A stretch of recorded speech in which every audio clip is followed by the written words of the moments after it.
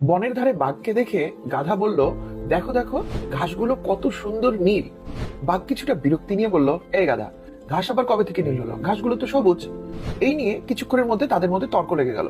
তারা উভয় ঠিক করলো পশুর রাজা সিংহের কাছে যাওয়া যায়, তিনি নিশ্চয়ই সঠিক সিদ্ধান্ত দেবেন। তারা উভয়ই সিংহের আস্তানার দিকে রওনা দিলেন। দূর থেকে সিংহকে দেখা মাত্র গাধা মরা কান্না জুড়ে দিল। বলল, দেখুন পশুরাজ, এই বাঘ আমার উপর অন্যায় করেছে, আমার সাথে দুর্ব্যবহার করেছে। আমি বলেছি ঘাস নীল, কিন্তু তা সে মানছে না। মহানুভাব, আপনি এর সুবিচার করুন, বাঘকে শাস্তি দিন।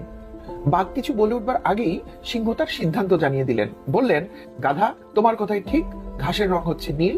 আর বাঘ যেহেতু তোমাকে কষ্ট দিয়েছে, তোমাকে বকাবকি করেছে, তাই বাঘের শাস্তি হচ্ছে সে 7 দিন আর কারোর সাথে কথা বলতে পারবে না।